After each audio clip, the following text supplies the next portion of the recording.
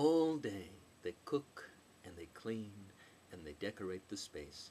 Powerful spices are powdered and mounded in tiny cup after tiny cup after tiny cup, placed just so on trays carved of rare wood. The breeze catches a bit of powder here, a bit of powder there, and blends it with the sweet, sweet fragrance of flowers gathered and carefully arranged in watered bowl after watered bowl after watered bowl. Large and fatted creatures, shrouded in leaves and vaulted on beds of hot stones and left alone to prepare for their disinterment and the shedding of themselves from their bones. The singers and the dancers and the musicians and the master of the fire, they come along in their own time. Each is greeted with squeezes and pecks and mugs of coffee and left to rest in shade where they can find it. When moved, they stretch and shake off the dust and practice a bit, and when they do, the cleaners and the cooks go silent and watchful, grateful for a private performance. The best flowers, the best wine, the best coffee, the best dishes are taken around and doled out for the spirits who dwell here.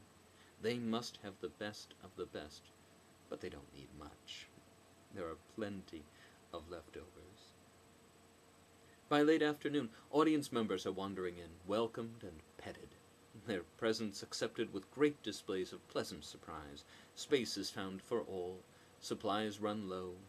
An expedition to local stores is planned and staffed and outfitted with such gear as they'll need, and it sets off with great fanfare. Returns later mostly unnoticed. Too many new people being petted and welcomed and showered with displays of surprise. Children run wild, one of the few times they will ever encounter parents and elders who simply smile at whatever hijinks they might get up to. So they dash and play tag, and they sing and pretend to fight until there are some tears and some adult to comfort them and pat them back into the fray, encouraged to run themselves ragged. Young men and women make eyes at each other, or find themselves un-eyed and despondent. They try to make adult conversation and practice insouciance bordering on the comatose, swathe their greatest passions in long rolls of sarcasm, desperately fear being seen for who they are by anyone except for that one sainted soul who will forgive them for being so singularly horrid inside.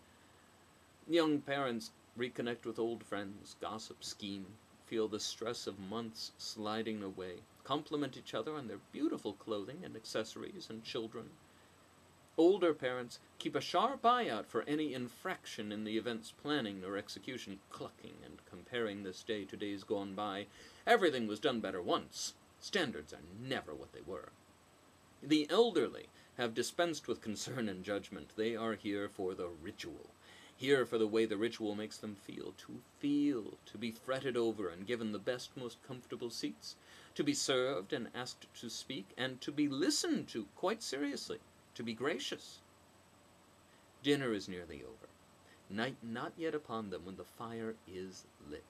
The singers and musicians fold themselves in ranks, arranging their clothing in drapes and piles. The dancers wall up nerves behind cool facades. The children are called for, the conversations play out their final codas, the master walks into the fire, and the stories begin.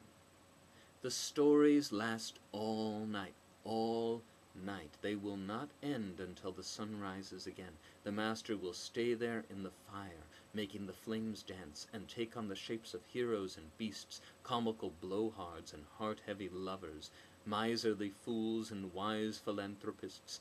When the master's throat is parched, the dancers take the load and become feeling itself. The musicians play until they can play no more, and then make room for another, and the music is unending. The singers take moments and build them higher and higher, harmonies finding sympathy with tear ducts and the caught breath. So long as the entertainment lasts, this place is blessed. No ill can befall those in attendance. Evil spirits fret invisibly at the border, hoping someone will decide to go home. An army could march straight through the land and find themselves helpless to cause harm until dawn. the ground could shake, and the sea could rush in, but no harm can come to those who have bound their lives to the Master of the Fire and the puppets of flame and the long, long story. It is said, there is a great master who need never stop speaking, who is never without words, who conjures tales and puppets with as much regularity and incessantness as a beating heart.